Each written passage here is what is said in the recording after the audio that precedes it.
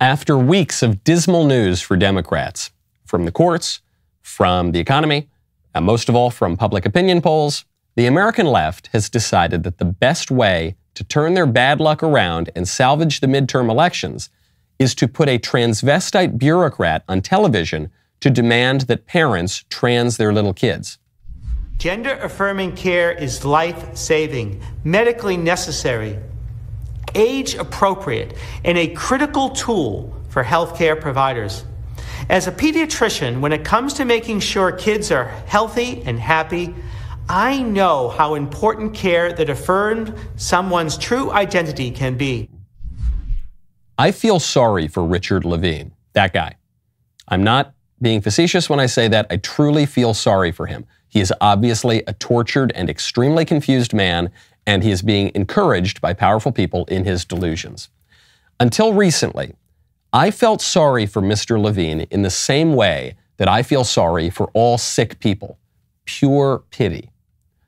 Recently, that has begun to change. I still feel sorry for him, but I am beginning to feel sorry for him in the way that I feel sorry for a criminal. I feel genuine sorrow for criminals, even though they do evil things. I feel sorry for criminals precisely because they do evil things, because they are harming themselves and others and leading bad lives. But I also want to stop them from doing what they are doing because they are hurting other people too. Richard Levine is now pretty clearly hurting other people. He is using his position of authority in the federal government to encourage parents to sterilize their little kids and mutilate their bodies and give them all sorts of irreversible injuries just so that he can validate his own disordered sexual desires and delusions. He is encouraging innocent little kids to be permanently disfigured into ghastly caricatures because he doesn't want to accept reality. A sane society would put this man in counseling. An upside-down culture puts him in a dress and makes him the Assistant Secretary for Health. I'm Michael Knowles. This is The Michael Knowles Show.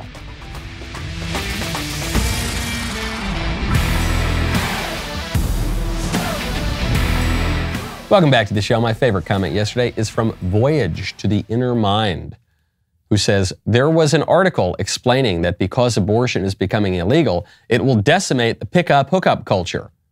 My response, that's perfect. Another win. That's true. That's called an added benefit. You know what that's really called? That's called culture is downstream of politics. We all say politics is downstream of culture. There's some truth to that. What we're seeing now is culture being downstream of politics. The court makes a decision. The Congress passes a law. The government does something. And then new and improved, perhaps, cultural behaviors follow. Good stuff. We got to love it. We want people to do the right thing and to be able to flourish and lead good lives. When you want good people to help you flourish, you got to check out ZipRecruiter. Right now, go to ZipRecruiter.com/Knowles. Try ZipRecruiter for free. Summer's upon us. We're all traveling. Think about what makes for a great trip. You've got the hotel concierge. You've got the waiter at the restaurant. You got that bartender that you befriend. You know that outstanding talent is crucial for a successful business. Well, if you're hiring, you can find talent for roles such as those and others at ZipRecruiter. When you try it for free at ZipRecruiter.com/Knowles.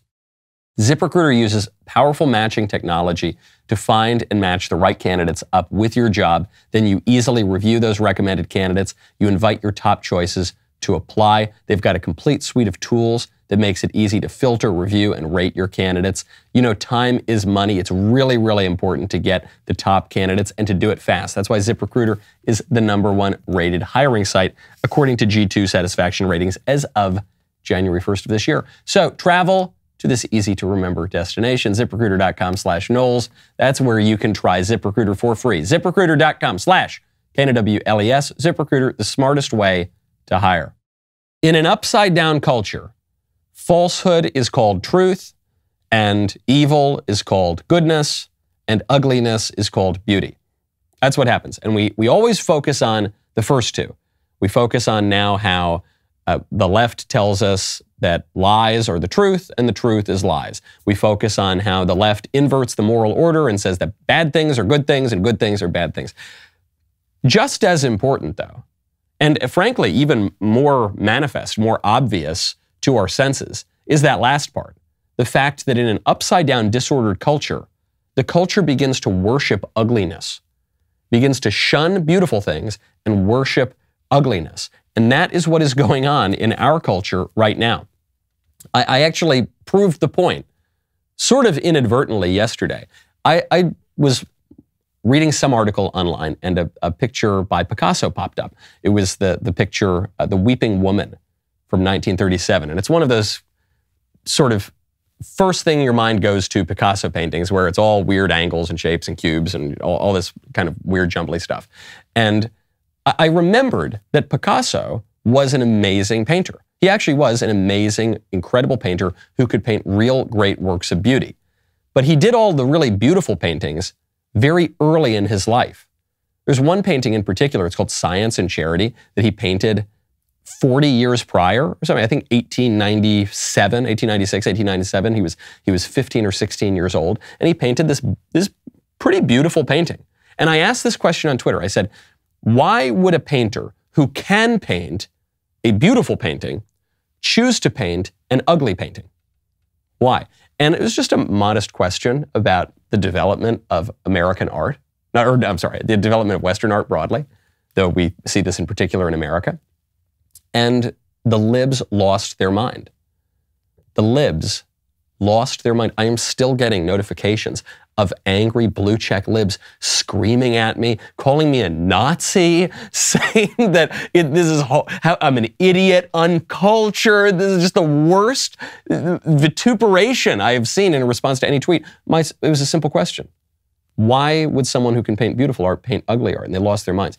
And I did have a little bit of a suspicion that they might lose their minds, because it's not merely that the left has a slight preference for ugly stuff over beautiful stuff. It's not merely that the left likes kind of weird modern art over traditional beautiful art. It's that the left worships ugliness. They shun beautiful things and they exalt ugly things. It is a cult of ugliness. You see this everywhere throughout the culture. You see this in left-wing fashion. Left-wing fashion is get rid of beautiful stuff, wear ugly, weird, disordered stuff. You see this in the way that people treat their bodies. When you see leftists protesting, having a mostly peaceful protest, do they usually have their hair done very nicely, put on a little bit of lipstick?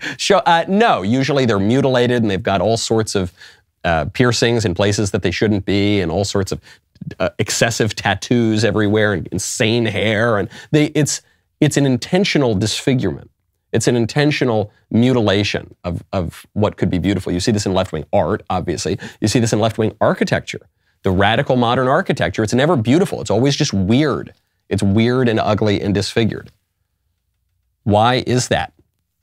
Why is that? It's because these things go together, because goodness, truth, and beauty go together. They're the transcendentals, okay? If you're attracted to one, if you like one and you're pursuing one, you're probably going to pursue the other two as well. And the inverse is also true. If you're living in a life and in a culture mired in lies and an inversion of the moral order, it's also going to be ugly too. You see it in advertising now, especially in left-wing advertising. They've gotten rid of all the beautiful models and they replace them with ugly models, intentionally ugly models.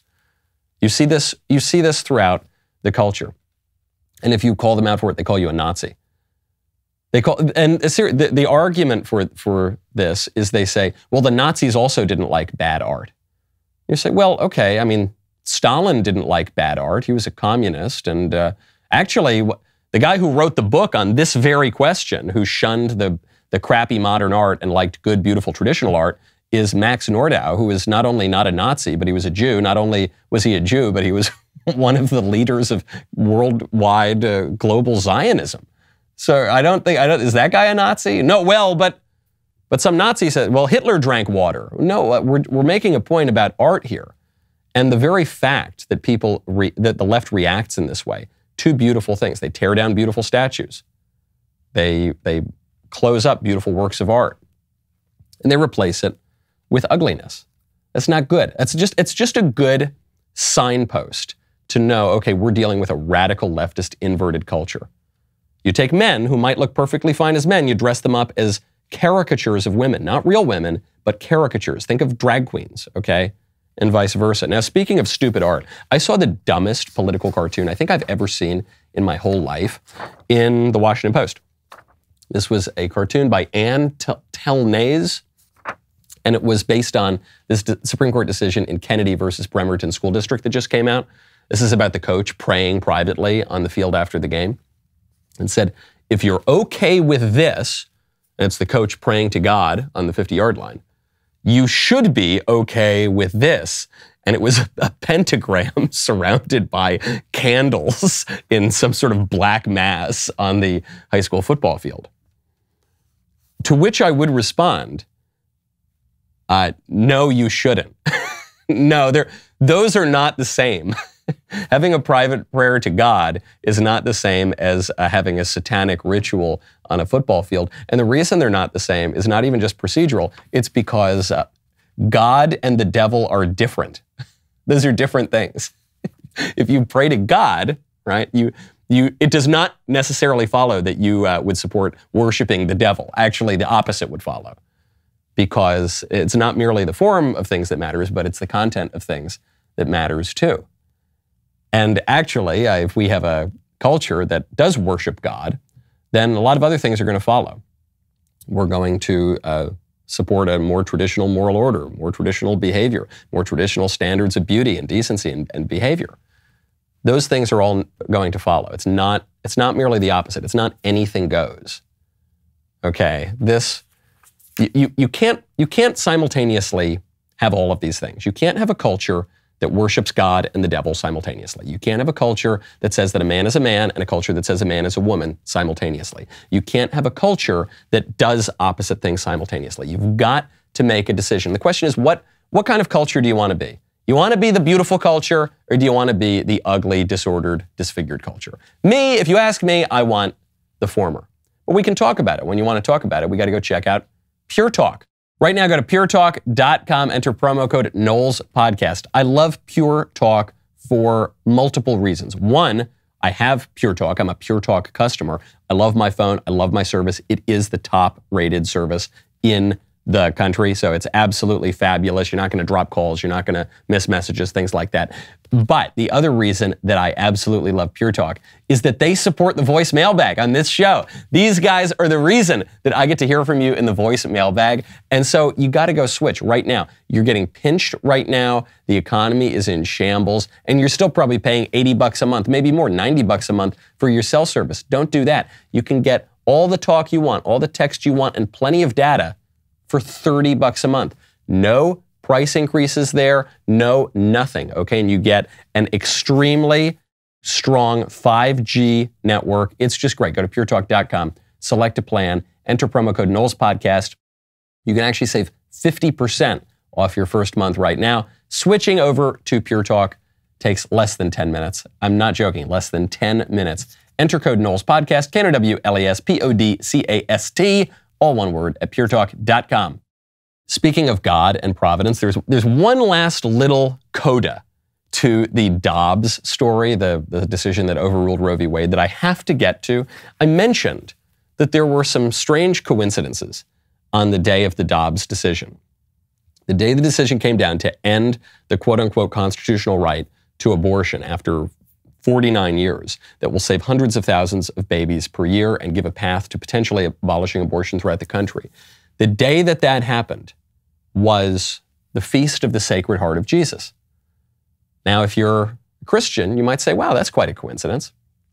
The day that that happened, also traditionally, the Feast of the Nativity of St. John the Baptist, who in the Gospel leaps in his mother's womb when Christ, in his mother's womb, approaches him.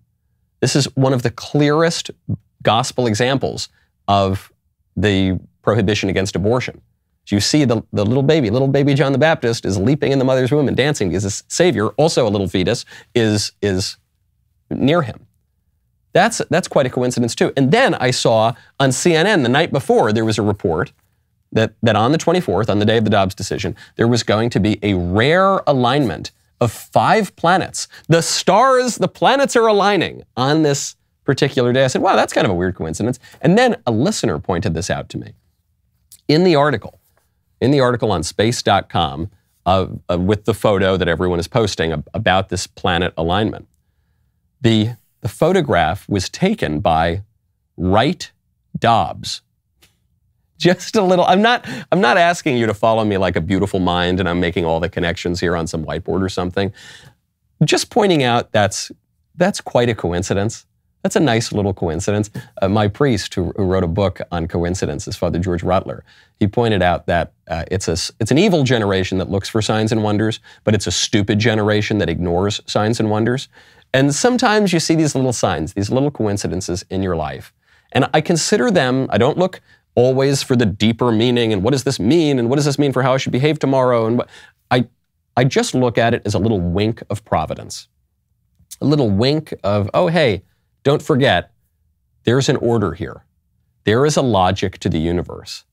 Things are unfolding in a way that has logic to it. So just a nice little wink. It makes you, it gives one comfort. Not because it tells you how to predict the future. Not supposed to do that. Not because it gives you some secret leg up on the other people who don't know how to interpret the signs. That's not what it's about. It's just to remind you there is a God. There is an order. There is providence. That's a good thing. That's a nice little consolation to have in the world.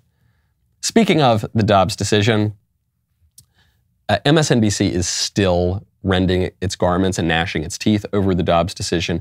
And now they're beginning to set the stage for attacks on the Supreme Court. You've got Joe Scarborough, who is the fake Republican, one of the fake Republicans on MSNBC. Though these days, I don't know if he would even call himself a Republican. He was a Republican congressman many moons ago, and now he's a liberal commentator on MSNBC. He went so far as to say that the Dobbs decision constitutes violence. It wasn't just the holding. Taking away a fundamental right over the past 50 years.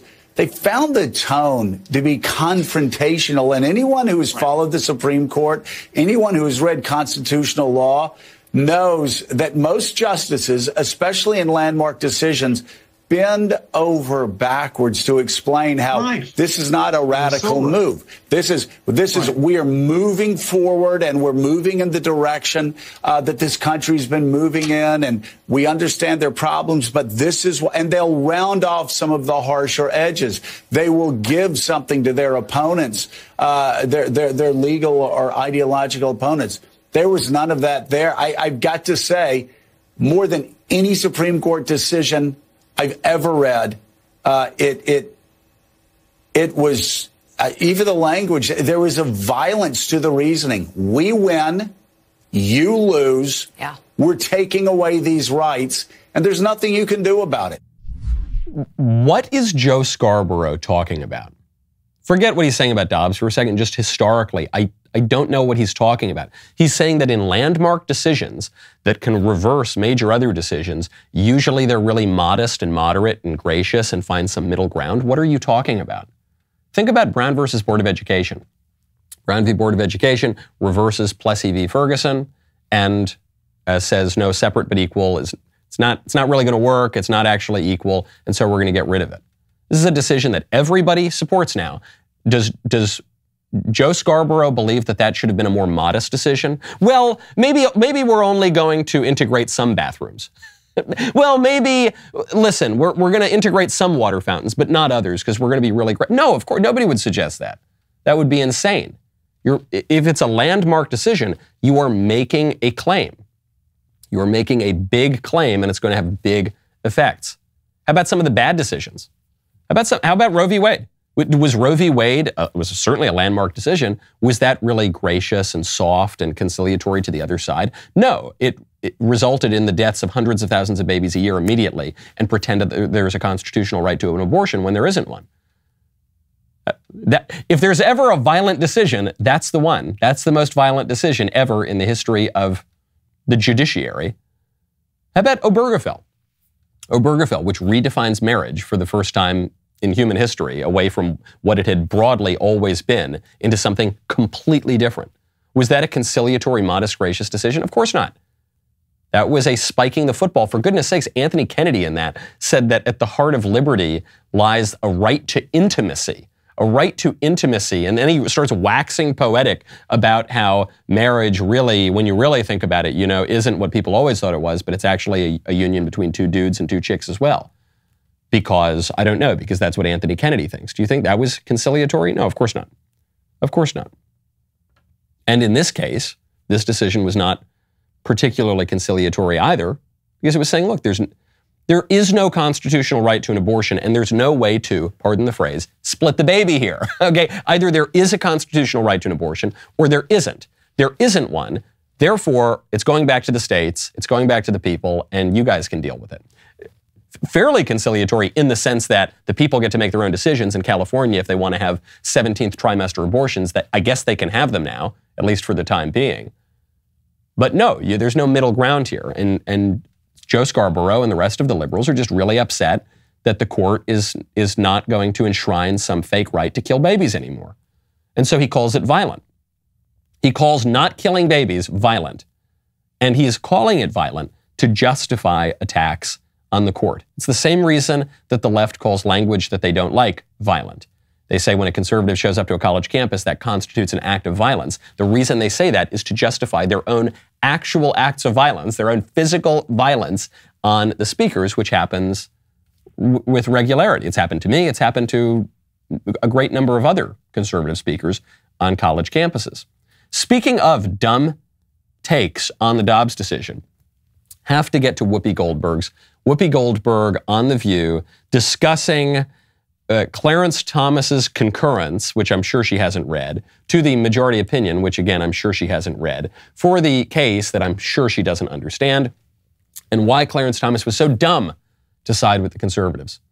Well, you better hope that they don't come for you, Clarence, and say you should not be married to your wife who happens to be white. Because they will move that.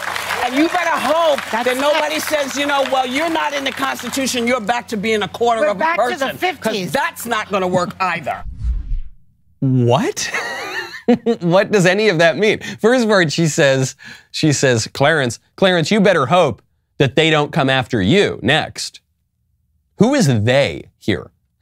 The they to whom you are referring is Clarence Thomas. Clarence Thomas is the one who knocks, okay? Clarence Thomas is the one who issues these decisions. And no one's coming after Clarence Thomas or going to try to get him to divorce his wife, other than the libs, because the libs hate his wife, Ginny, because she's an effective conservative activist. And then she says, what? Now, pretty soon, they're going to make you a quarter of a person again. Is Whoopi referring to the 3/5 compromise? Not the 1/4 of a person, but the 3/5 compromise in the Constitution that said for purposes of representation in the federal government, enslaved portions of the population will be counted by 3/5? Does she understand even what that was? It doesn't mean that black people were 3/5 of a person. Actually, it was the slave states that wanted to count the black people as whole people, and it was the free states that wanted to count black people as no people, not because the slave states really liked the black people and the free states didn't like the black people, but sort of the opposite in many ways, because the slave states wanted greater representation in the federal government, in part because it would enshrine slavery, and the free states didn't want that. We could go on and on. The misunderstanding of the 3/5 compromise, or in Whoopi's words, the 1/4 compromise, is one of the most irksome and frivolous aspects of ignorance in our culture today. But the real issue here, one, this is why the left attacked civics class, but two, American self-government is not possible. It's nearly impossible with this level of ignorance among the elite. Not even among the people broadly, but among the elite. Whoopi Goldberg is on television on a network public affairs show, on a show where they discuss political issues, almost exclusively in an ignorant way, in a destructive way. But the fact that she doesn't have any idea what she's talking about, even about the most basic aspects of the Constitution, is a real threat. Because if this is the basis for our political discourse, then we're not even speaking language anymore. We're not only is it sort of ugly and a little bit off kilter, it's completely incoherent. And if it's incoherent, we can't govern ourselves. We could not wait until the 4th of July. We could not. So we are lighting the fireworks early with Backstage Live at the Ryman Auditorium in Nashville, Tennessee. Nashville, Tennessee, USA, baby. You can catch the show in all its glory on our live stream at 8 p.m. Eastern tonight. Go to dailywire.com/Knowles, Knowles, Knowles. Save a huge amount of money. I'm not even going to tell you how much. Save a lot of money when you subscribe today. dailywire.com/Knowles. Here's a look at last year's event. Welcome to the Daily Wire Backstage live at the famous Ryman Auditorium. It was amazing. We were in the presence of greatness. The energy of having everyone on the same page was amazing. If your family member is still waiting for Fauci to give them permission to leave their house, it might be time to cut that off. I'm actually pretty excited to meet all of them. I love everybody's opinion individually. I don't have a favorite. I like them all. If I had found out a way to make football players cry in high school, my high school experience would be a lot. I'm just excited to be here and be surrounded by like-minded people and to just, feel that energy. Who should we remove from office? One politician, the most powerful politician in the country. Dr. Fauci! What are you talking about? We're doing culture here. I'm so thrilled to see this happening. If they say to half of the country, you can't, that half of the country needs to say, screw you, we will. We hope that you will be able to join us today and help us to fight this battle more than we already have. We've gotten a ton of wins recently, so make sure that you tune in and continue that fight. We got a lot more stuff planned. dailywire.com/Knowles. I'll tell you, it's 25% off your new membership. As exciting as the last year has been, we are just getting started. Tune in tonight, live at the Ryman. Find out what is next, 8 p.m. Eastern. You can watch it at dailywire.com. You can watch it at dailywire.com/Ryman. You can subscribe at dailywire.com/Knowles. We'll see you there.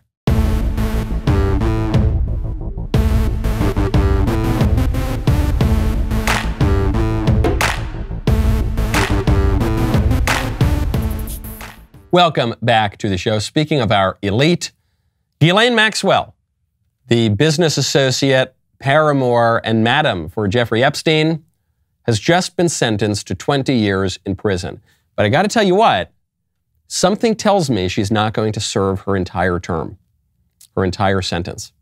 No, I don't think that Ghislaine Maxwell is going to be in prison for 20 years. I think she's probably, I think it's going to be shorter. And I don't think it's going to be shorter because of parole, unless parole is the new nickname that we're giving to Hillary Clinton. I don't think so.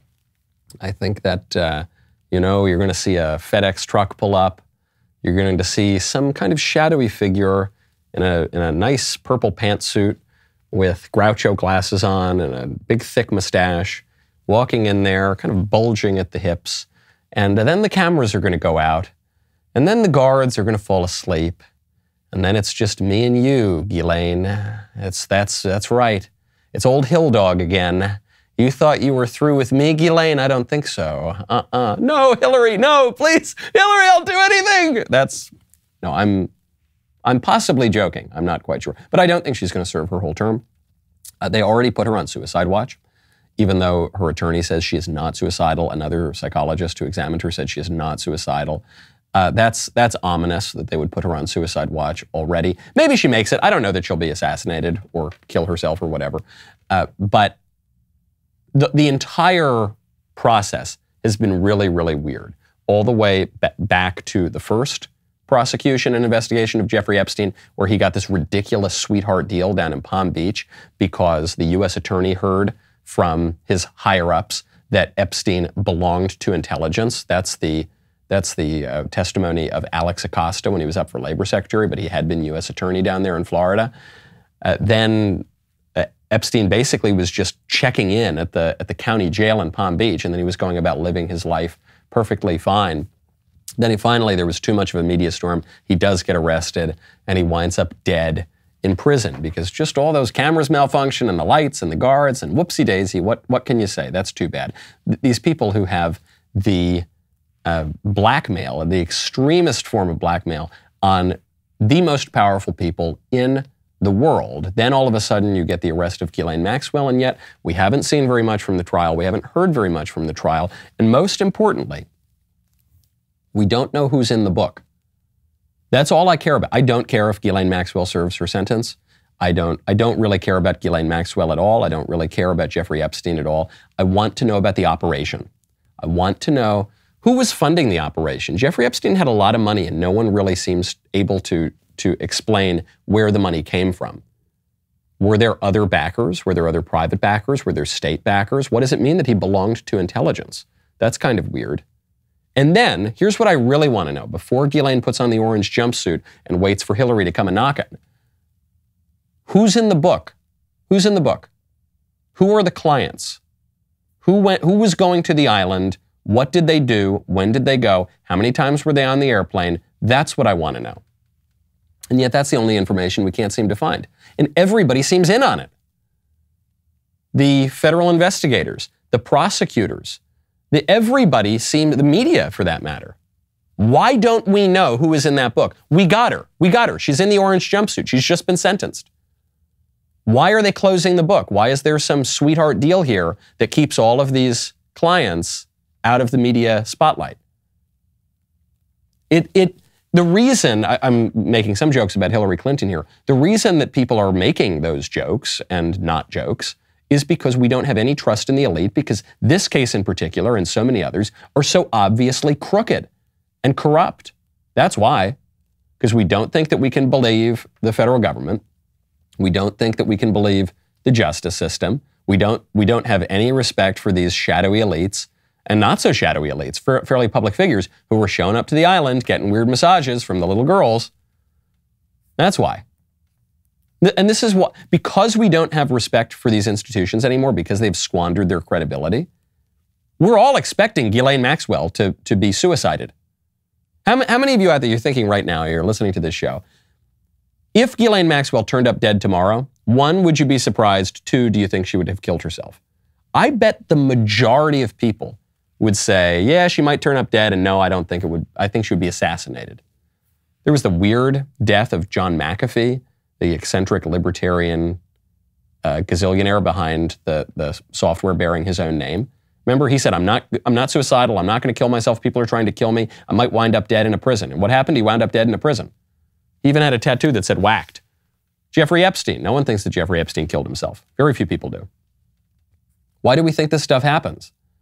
There have been weird cases. There's one case, I don't know if you've seen this, it's gotten a little bit of reporting in the mainstream media, but it's a strange one, the case of Michael Hastings. You ever hear about this one?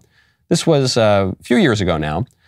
Michael Hastings was a journalist who was working on some stories about the deep state, about the alphabet letter agencies and the secret workings of the federal government at home and abroad. And he began to think that he was being tracked, and he began to think that he was being surveilled, and he began to think that people were coming after him.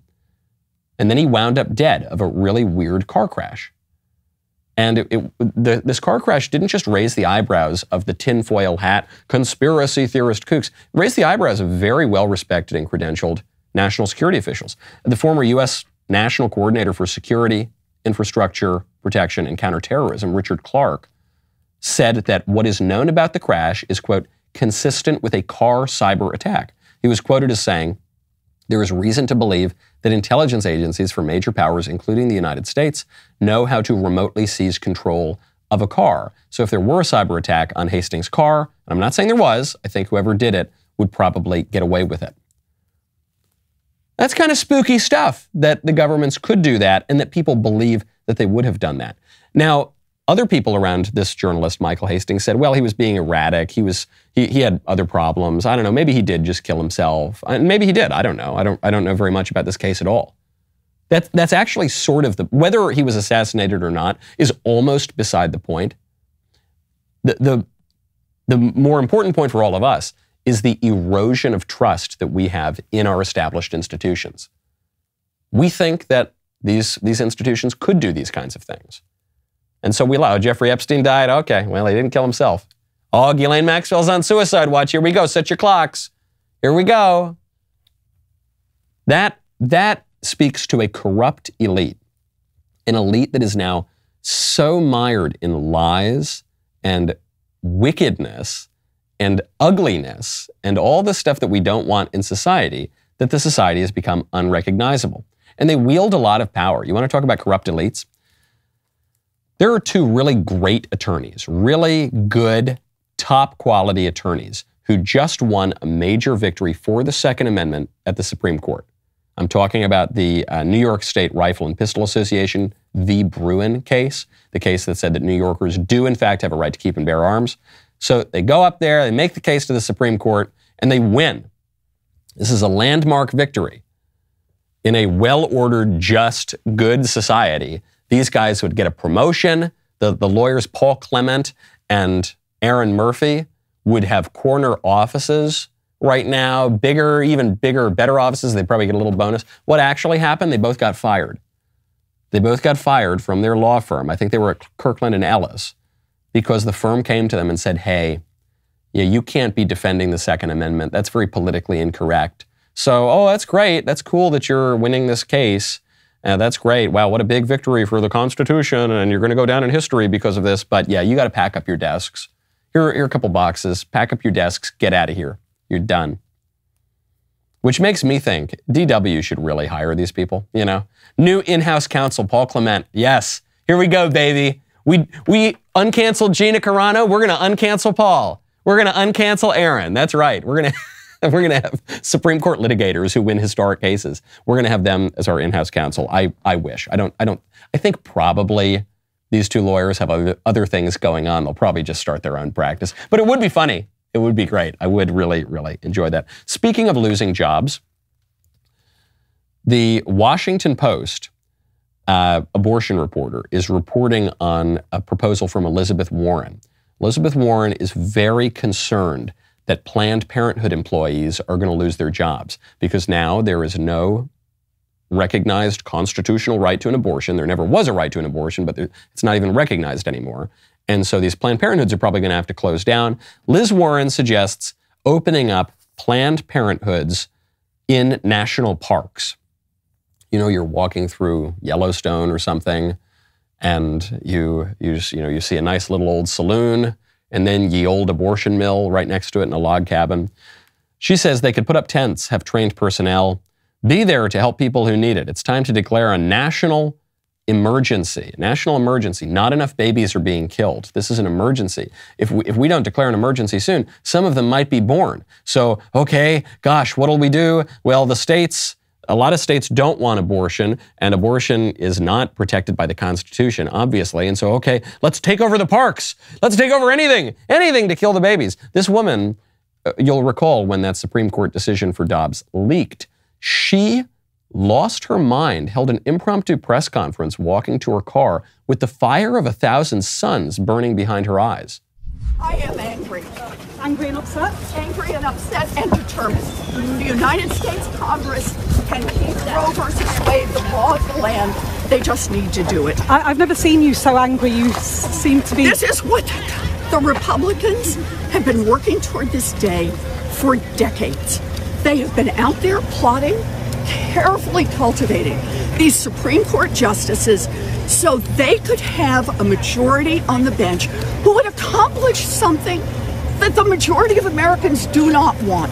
69% of people across this country, red states and blue states, old people and young people, want Roe versus Wade to maintain as the law of the land. We need to do that. And we have a right. Extremists, we've heard enough from the extremists. We need to kill the babies. She seems so unhinged in this video. This is an issue that is not the top priority for the vast majority of Americans. Just 15% of Americans consider abortion to be the top priority. And yet the Dems, for some reason, and by the way, for that 15% of Americans, half of them are pro-life, right? 7.5% roughly of those Americans who consider it the top priority are pro-lifers who want to get rid of abortion around the country. So what we're talking about, 7-8% of Americans consider killing babies and the desire to kill babies to be the top priority. And yet Liz Warren doesn't get this animated on the economy. She doesn't get this animated on energy. She doesn't get this animated on national security. She gets this animated only on abortion. It's demonic. Just call it like it is. It seems demonic. I'm not saying the woman is actually possessed by demons. I don't know. It's beyond my pay grade. But she certainly seems like it in that video. We have to. It's an emergency. I know. They're going to take my babies from me. I've got to get them before they get away and live. It's really, really weird and evil and ugly. It's ugly. I'm not saying Elizabeth Warren is an ugly woman. Physically, I don't think she is necessarily. She has those high cheekbones that she pointed to prove that she's a Native American. She's not a physically ugly woman necessarily, but she becomes very ugly when she descends into this craziness and radicalism. It's true of all of these protesters. I mean, it ties right back into the point on Picasso and why the libs just lose their mind. Who cares? Who cares about Picasso? Who cares about, forget Picasso for a second, who cares about these questions of art history and the development of art? I mean, I care in that I want to have a beautiful society, but I don't have steam coming out of my ears. The libs do. The libs have steam coming out of their ears to defend things that are really ugly and disordered. That's the scheme, because they've got a nice ordered society that they come into, a nice flourishing society, and then radicalism, leftism says, hey, we're gonna mess everything up. We're gonna move everything around. Kind of like a Picasso painting. We're gonna move this eyeball over here. We're gonna move this ear where the ear should be. We're gonna put it down on his kneecap, and we're just gonna move and jumble everything around. We're going to engage in what Marx called the ruthless criticism of everything that exists. It's very, very ugly. It leads to an ugly society. You see these protesters, they're covering themselves in fake blood, and they've got little baby dolls, and they're screeching and screaming. You know that lady, when Trump won, even beyond the abortion issue, when Trump won in 2016, she's there screaming, no, and their faces contort. There was a gal who showed up to one of our speeches years ago, and she just started screaming and shaking and yelling in the audience. It's an ugly thing to do. And if you are the one doing it, or if you are on the side of the people who are doing that, maybe rethink what you're up to. Morality and traditional moral maxims are a good guide here. Biology is a good guide. You know, if your side is saying that men are secretly women, you're probably on the wrong side.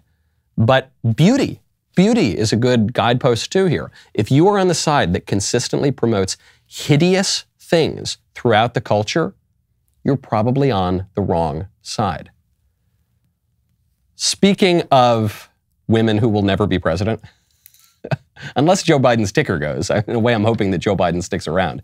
But Kamala Harris right now was asked about the various plans to enshrine abortion after the Supreme Court gets rid of it. The White House appears to be rejecting Elizabeth Warren's idea to take over beautiful national parks and use them as sites to make sacrifices to Moloch and Baal. But they're trying to come up with other solutions. One question that Kamala Harris was asked is, should federal tax dollars be used to fund the travel of people in pro-life states to go to states where they can kill their children? In the way that private companies right now are offering an insurance policy to pay for the travel of women who, let's say they live in Tennessee, but they want to kill their baby, they can fly to California and they'll have a portion of their travel expenses covered. Kamala Harris was asked if the same could be done with taxpayer dollars. What about the idea of financial resources, some form of voucher for travel, childcare services, other forms of support for people, for women seeking abortions in states where it's not legal, but they just don't have the means to go elsewhere? I think you're asking a very important point, making a very important point, which is what are the details that are going to go into ensuring that women have the ability to actually travel without impairment. And we know that on this issue, women who have access to resources will probably be far less impacted by this decision than women who don't have resources. So this is something that we are looking at. This is something that we are looking at here, and we're going to look at it, and I'm so glad. It was a really great question. I love great questions, and so it's really good that you asked the question, and we can look with our eyes at it, the thing that you asked me about. She doesn't give an answer. She doesn't give an answer because she knows there is no federal right to an abortion, and so there is no argument for the federal government paying people to go get an abortion. That would appear to be over. That would appear to be a huge stretch.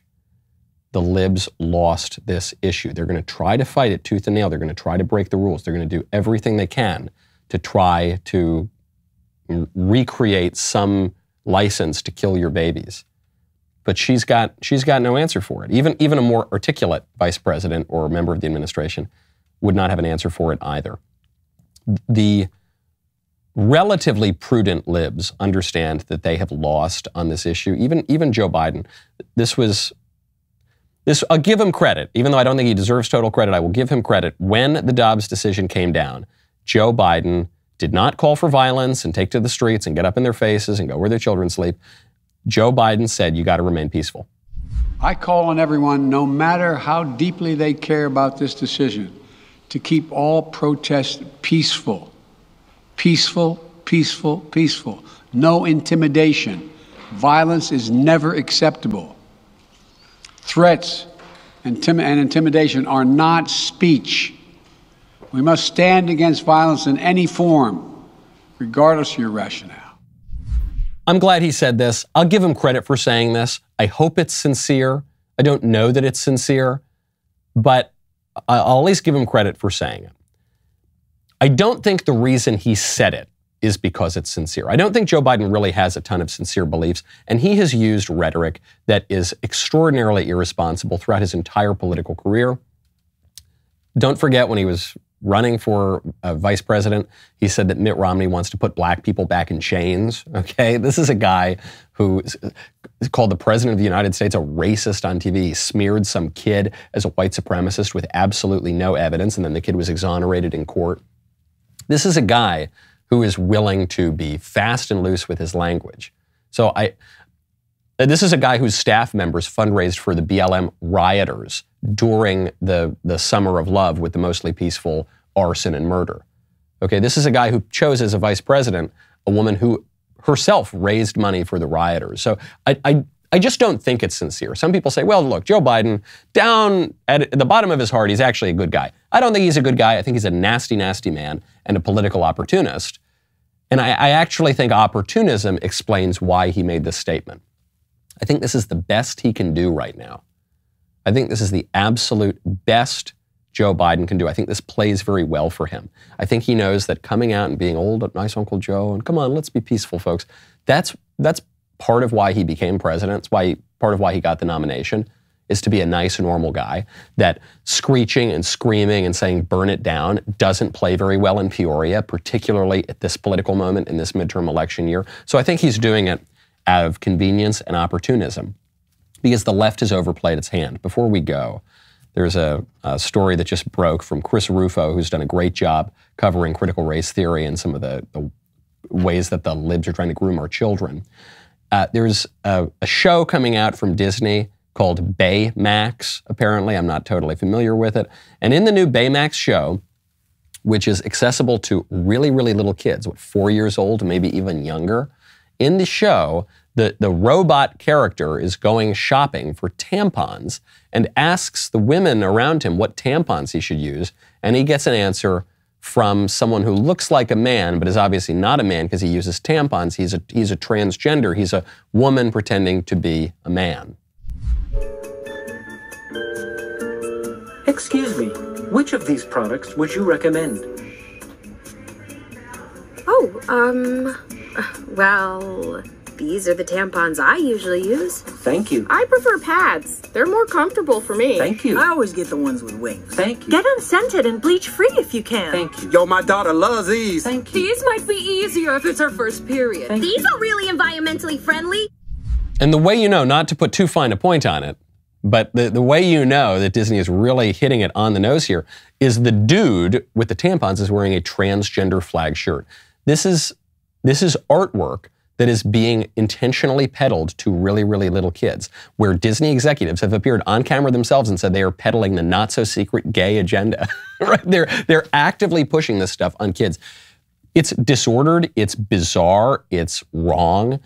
It's also, is this good art to you? Do you think this is good? Do you think good art is really pedantic and didactic and talks about menstruation for little tiny children and has weird, creepy, like marshmallowy, freaky nightmare cartoon robots next to transgender dude chicks? I don't know.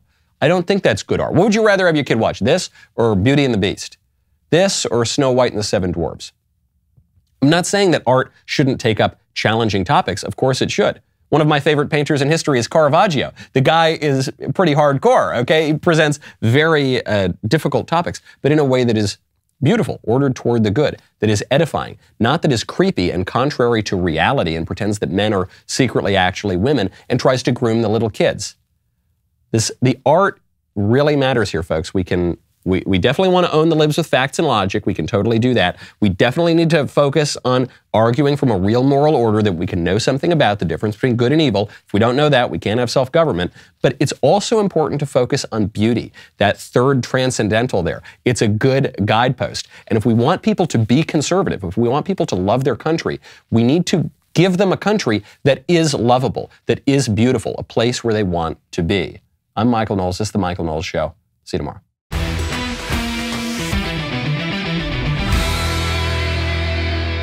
The Michael Knowles Show is produced by Ben Davies, executive producer Jeremy Boring, supervising producer Mathis Glover, production manager Pavel Vidovsky, editor and associate producer Danny D'Amico, associate producer Justine Turley, audio mixer Mike Coromina, and hair and makeup by Cherokee Hart.